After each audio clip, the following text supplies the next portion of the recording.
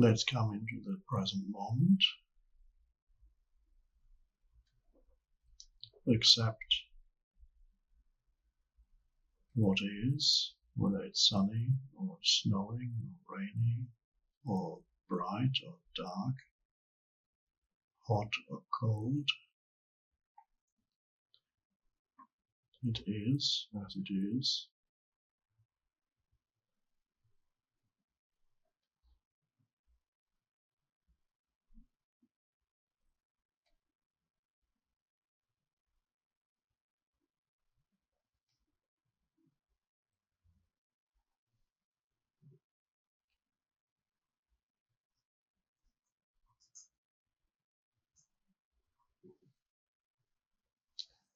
And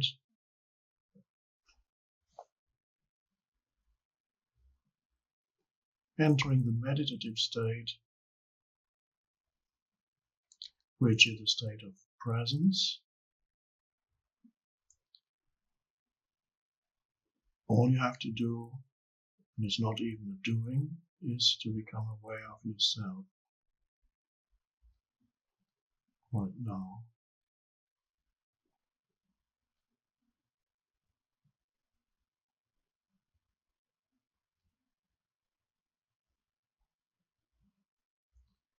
Now there are different levels to that awareness.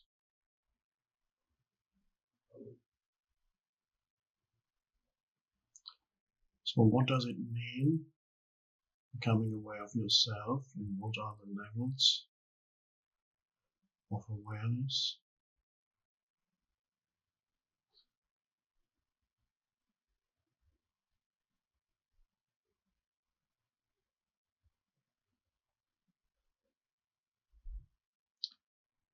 Well, first you're aware of your body, the external body.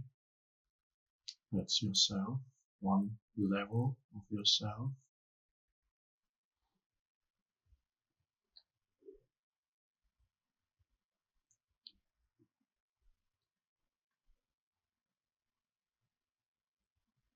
And then you'll notice you may already have an opinion about your body,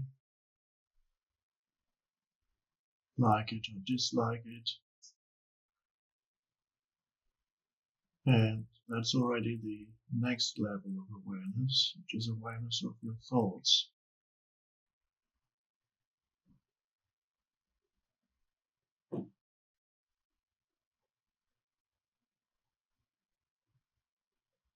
So you have certain thoughts that tell you something about your body.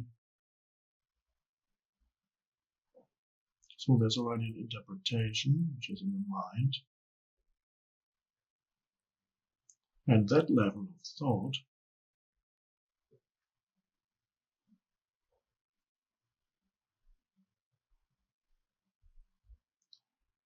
very often complicates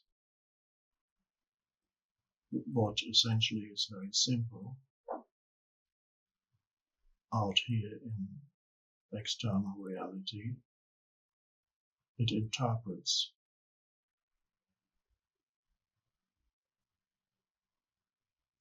It objects. It likes or dislikes.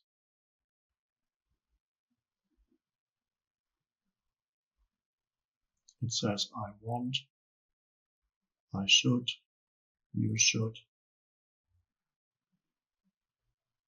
not have, I should not have.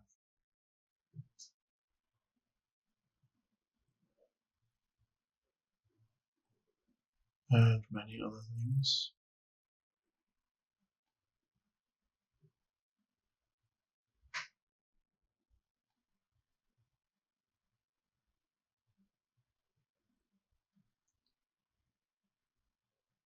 An entire sense of identity builds up around your thought patterns.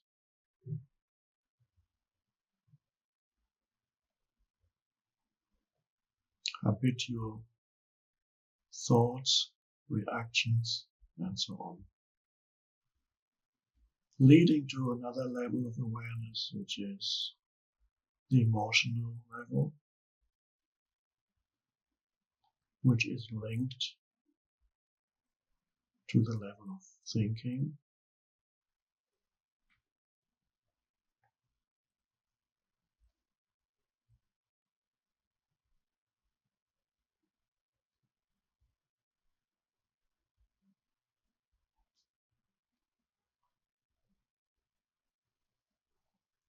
There's an enormous difference whether you're aware of your thoughts and emotions, or whether the thoughts and emotions just appear and take you over so completely that that's all there is of you.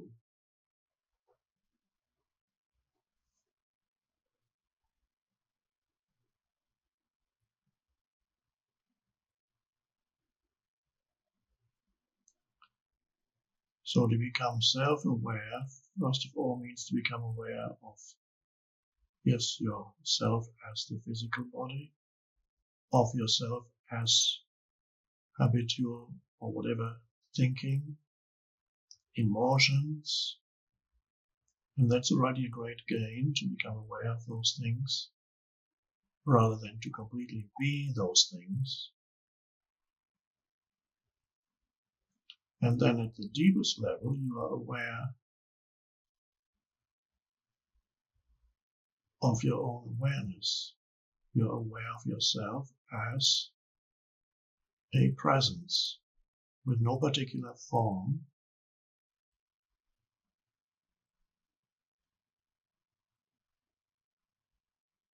and that really is the essence of meditation.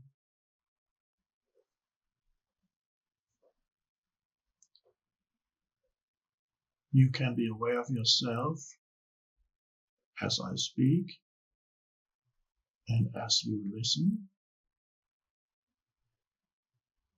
Be aware of yourself as the presence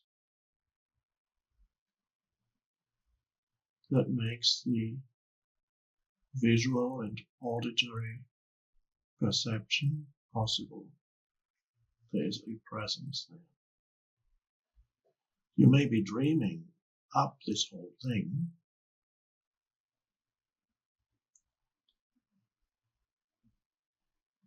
and yet even if you're dreaming right now, what's happening right now, there is still, there has to be a consciousness, a presence, in which the dream, in the light of which the dream appears. So it doesn't really make any difference whether it's all a dream or whether it's all real or something in between.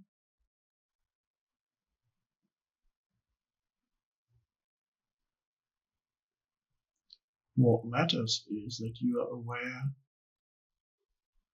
of the essence of yourself.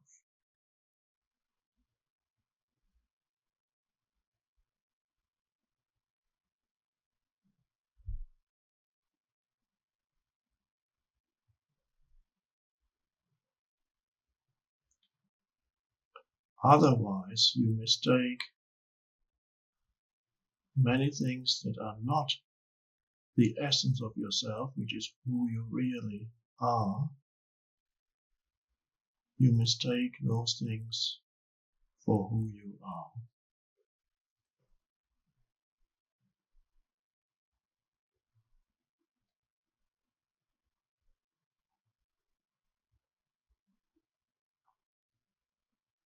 And then you're totally in the grip of whatever arises in your mind, in your mental and emotional field. Of course, that's what ego means, to be totally in the grip, totally identified with whatever arises in your mental emotional field. That's the ego, a misperception of who you are that needs to defend itself and enhance itself and protect itself continuously.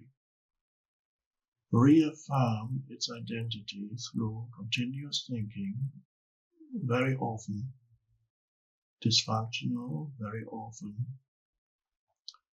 unpleasant and negative, and yet you're stuck with it, defending your mental positions all the time, fighting for your life, your psychological survival, the survival of the ego entity, which is made up of thought. And just being wrong in an argument is a terrible defeat. It's an injury to your sense of self.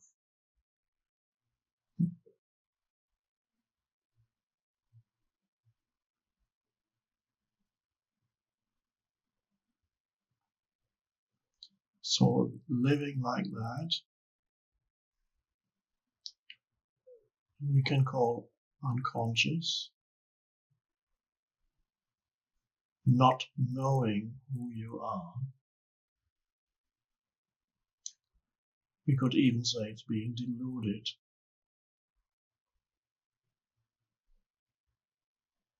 And it leads to an enormous amount of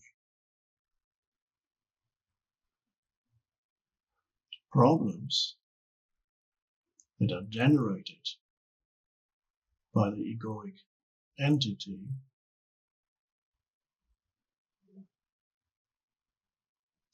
an enormous amount of misery and unhappiness.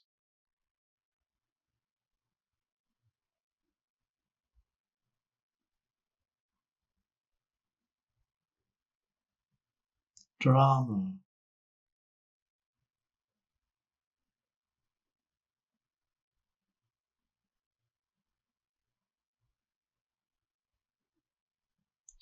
It's all unnecessary.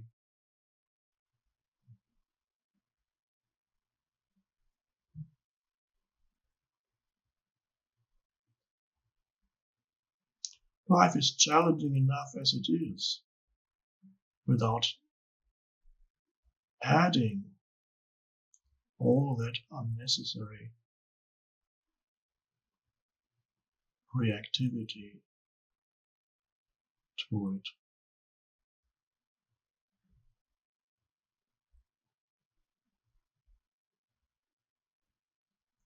Every challenge that life presents you with, and it does that, so you get challenged through situations and through people.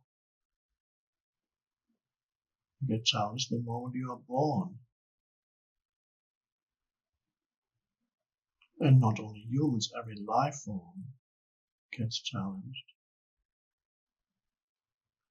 And survival of the physical form is always precarious.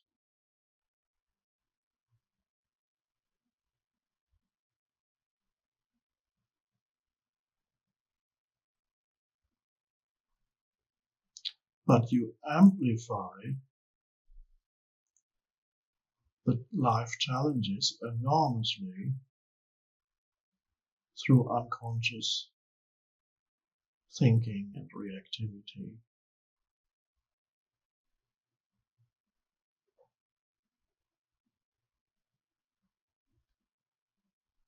A small challenge becomes a huge thing.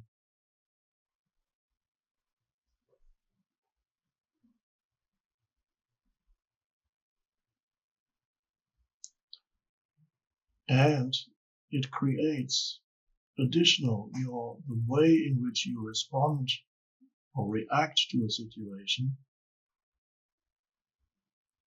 determines subsequent events. So if you amplify through your reactivity, you amplify a challenge that leads to further challenges. So one small thing can then grow and proliferate into something big.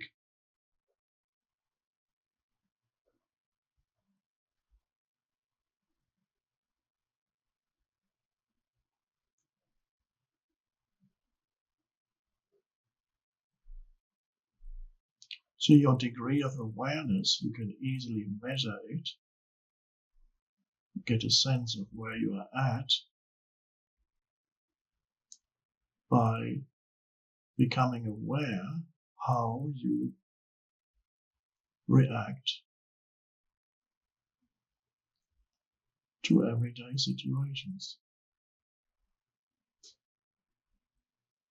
especially challenging ones. Small challenges, mostly it's small challenges, occasionally a big one. Small, what does it mean, challenge? It means something doesn't go the way you would have expected or wanted it to go. Somebody doesn't do what you expected him or her to do or say, what you expected, should have said, omitted this or that.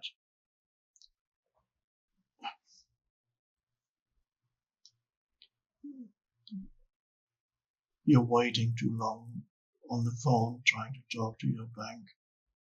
All little challenges. People who are supposed to do work for you don't do it the way they should be doing it. They're unreliable. Hundreds of little things continuously arise.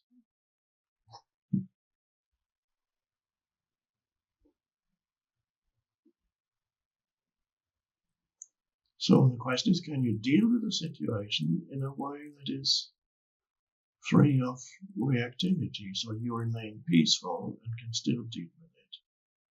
If there's something to do, sometimes there's nothing to do, it just is, and there's nothing you can do about it. And any reactivity or complaining mentally or out loud is unnecessary baggage that you carry around.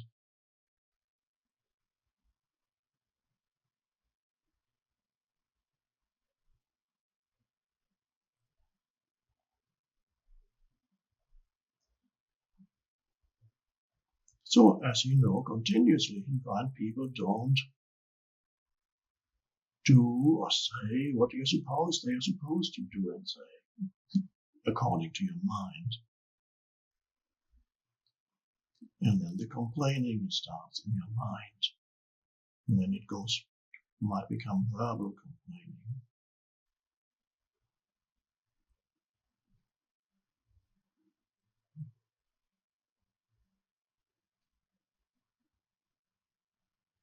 All that is unconscious living.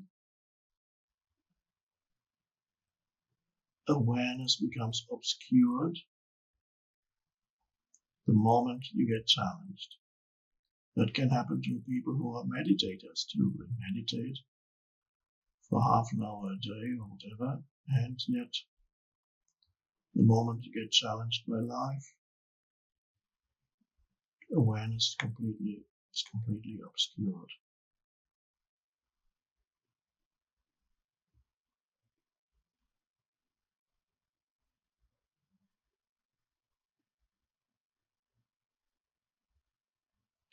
So the question is, in daily life, not just here, but this is a kind of training ground for daily life, where do you sense your identity, who you are? Where do you sense that? Do you sense that on the level of thinking and opinions and likes and dislikes and memories and expectations, as most people still do? Or do you sense a deeper identity, a deeper sense of who you are, deeper than anything that arises in the field of thought? A presence.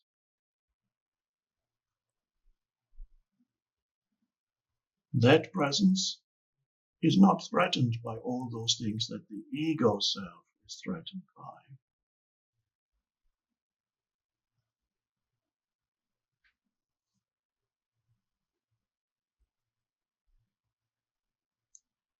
So the practice, the spiritual practice, is really a continuous one, and the greatest practice is daily life.